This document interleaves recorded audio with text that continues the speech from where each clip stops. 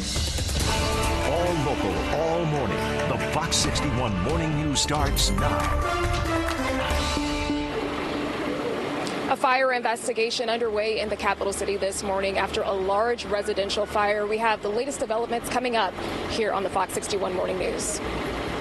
Also, vaccines for little kids. We'll tell you when you can begin vaccinating your little ones against COVID-19.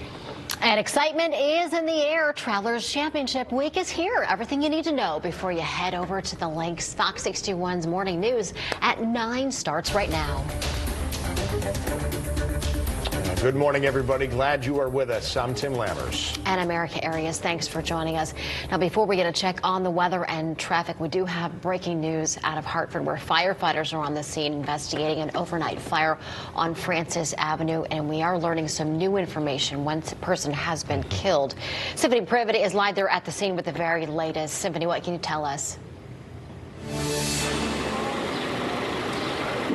Good morning, Erica. Yes, those details just confirmed a few minutes ago from Hartford Fire Chief Barco. Now, he shared with us one death has been confirmed and that a firefighter was injured, but they sustained some minor injuries. We are still here at the scene. It is very active. There were at least 5 trucks that I could count earlier this morning when we arrived.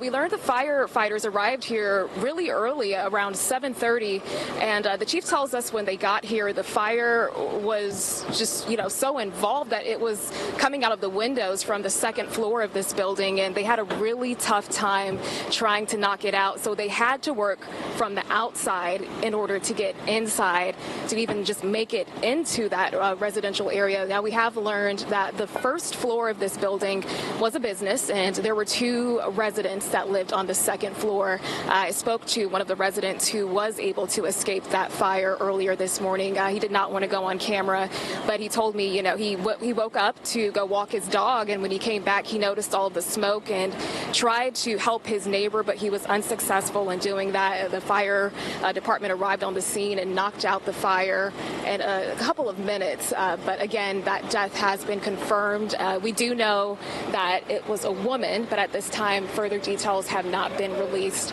Stay with us as we'll have the latest on this investigation. The fire marshal's office is continuing this investigation. We'll have those latest updates for you on air and online at fox61.com. For now, live in Hartford, Symphony Privet, Fox 61 News. All right, Symphony, thanks. We will check back in a bit. In the meantime, we are checking on the weather out there. A new day, a new week. Rachel Piscatelli, how are things shaping up this morning? It is an absolutely stunner, picture perfect day today, guys. Beautiful. So if you can get out there and enjoy it, do it. I recommend doing so because it's absolutely going to be a picture perfect day. Here's a live look outside at the Hartford City camera where, we have blue skies that are out there and just a few high level wispy clouds kind of making for a nice scene in the capital city. Temperatures are in the 60s and 69 degrees in Hartford. So we're really warming up nicely this morning. We started the day in the 40s and the 50s. Now we're already near 70 degrees in the capital city, 68 degrees in Windsor Lock, 69 in the Elm City, and 69 in Groton. So planning your day from start to finish, temperatures today will start off in the 60s, warming into the 70s, right around 79 degrees by 3 o'clock. A north to northwest wind right around 5 to about 15 miles per hour. We'll talk about the changes that are on the way for this upcoming week, though, coming up in just a bit. But right now, let's get a check out on the roads. Lauren Zenzi is standing by. Good morning, Lauren. Good morning, Rachel. Good morning, everyone. 9:04 here in the Fox 61 CTDOT Traffic Center. A very clear 9 o'clock hour as of right now, both in the skies and also on the roads. Let's take a look out on the roads right now. The northbound side of I-91, that's down in New Haven. They do have some construction work, which is closing one lane right at exit 50 to exit 48. So give yourself a little extra time if you are going there. Fairfield County drive times, though, you see lots of green right there. 95 north and southbound. Also, Route 15 is looking good. A live lookout in Stamford right now. Crystal clear here on your Monday morning. We'll check back in at 9:30. But for now, guys, I'll send things back over to you. All right, Lauren, thank you. It is 9:05. We have developing news out of Hartford where police said 3 people were shot. 2 of them died. This all happened around 10 o'clock last night on Franklin Avenue. We have learned the victims, the names of the 2 people who died from police. They said it's 39-year-old Chase Eugene Garrett and 27-year-old Christina Dang. Police said both of them died at the scene. The third person shot was a woman who was taken to the hospital in critical condition. We don't know the relationships all these people have yet, or if they knew their shooter, because right now there are no suspects. So we'll keep you updated on this as more information comes in. And we have some developing news this morning coming out of Harlem, New York. The NYPD says one person is dead and 8 others hurt after a shooting just before 1 o'clock this morning. Now, according to investigators, the victims include 7 adult males and 2 women. The victim who died was a 21-year-old man. Police say the victims were shot along a footpath under a bridge during what police believed was a get-together. Police in Washington, D.C. are investigating a shooting that happened at a free concert early Sunday night. A teenager was killed and a police officer was hurt as well. It happened at what they called Mochella in downtown D.C. to celebrate Juneteenth.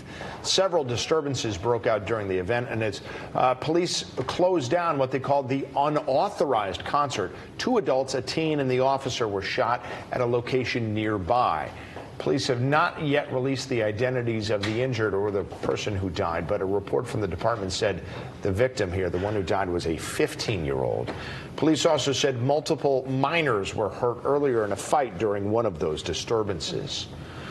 A couple from Connecticut was rescued after the yacht they were on caught fire in New Hampshire over the weekend. Yeah, the pictures from the scene are pretty incredible. Take a look here. This is a photo of that yacht, along with the thick black smoke and flames coming out of it. Officials say they got a call just after 4 p.m. on Saturday near Little Harbor. That's in Newcastle.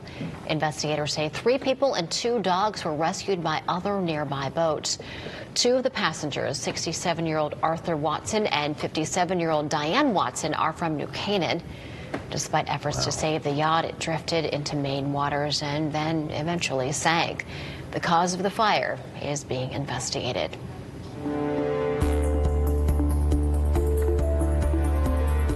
Meanwhile, COVID-19 vaccines for children as young as 6 months are expected to start rolling out all across the country as early as this week, following the Food and Drug Administration authorization on Friday and the CDC's recommendation over the weekend. The CDC says both vaccines went through, quote, rigorous scientific review and are safe and effective in children under 5. Pfizer's vaccine will be 3 doses. Moderna's will be 2 shots. The Travelers Championship is a big supporter of local charities, and the tournament does all it can to give back to so many. And to that end, one of the annual traditions at TPC River Highlands has the players teeing off and aiming for the iconic Travelers floating umbrella. I'm sure you've seen it if you've been to the course. It's in the water right between the 15th and 16th holes, so they cheekily call it the 15th and a half hole, or just the pin at 15 and a half. Closest to the pin, both players and caddies get to hit one towards there during the practice rounds. And again, closest to the pin gets $10,000 to put towards a charity of their choice. Last year, golfer Scott Stallings was the closest, and he donated the money to the Tennessee Golf Association. And another star-studded field expected for this year's Travelers Championship Celebrity Pro-Am. Among those set to tee off this year in Cromwell, legendary actor Bill Murray will join the field. Plenty of Connecticut stars hitting the links, including UConn women's basketball head coach Gino Auriemma, ESPN legend Chris Berman, UConn men's hockey head coach Mike Cavanaugh, the winner of the first season of The Voice, singer Javier Colon, UConn women's basketball associate head coach Chris Daly, actor Dane DeHaan, ESPN anchor Michael Eaves. Also, football legend Doug Flutie, actor Chris Jackson, UConn football's new head coach Jim Mora, former Husky quarterback and now ESPN personality Dan Orlovsky, former UConn field hockey coach Nancy Stevens, Patriots legend Andre Tippett, and Red Sox knuckleballer and analyst Tim Wakefield. Wakefield's there a lot. So much to do and to see out at TPC River Highlands in Cromwell, and it is not all golf. That is very much by design. There's a lot you should know, though, if you plan on taking the Travelers Championship in person. Fox 61's Ben Goldman has a look at some of the rules for fans this year. Another year of excitement at the Travelers Championship. Thousands of spectators coming out to Cromwell this year will have a lot to take in when it comes to the rules. When it comes to masks, they're not mandated this year, but rather encouraged when indoors. That goes for those who aren't vaccinated as well. All payments on the course are contactless. No cash this year, folks. And all tickets are digital, so make sure to download your ticket on your phone before you get to the course. Backpacks are banned on the course. That includes clear ones. And this year, there will be no bag check at the course, so pack lightly. When it comes to what you think you need to bring, grab the shades, the sunblock, and maybe even an umbrella without the sleeve. Collapsible chairs are allowed, but no chair bags. And as always, no outside food or drink and no coolers. Cell phones are allowed, but keep them on vibrate or on silent. No flash photography, no live streaming, and no calls made on the course. You can only make calls near the concessions. Those who don't follow the rules could be kicked off the course. And as always, if you're heading out here to TPC River Highlands in person to see the Travelers Championship, keep our Fox 61 News app handy. It's free. It has everything you need to know to keep you safe and to make sure that you have a good time. Reporting here at TPC River Highlands, I'm Ben Goldman, Fox 61 News. And one important point here of all the things that you can bring if you forget to bring some, or if you wind up going to the gate with something you're not supposed to have, you can go back to your car to drop it off or to get it. That's something you can't take for granted, because a lot of other golf tournaments, like say the U.S. Open yesterday, you had to take a shuttle in for 20 minutes. All right, moving on. Gas prices, we're inching closer to $5 a gallon here, Connecticut. We never did hit that mark, but where are we this morning? How much are you going to have to fork over to fill up? We'll have that answer coming up.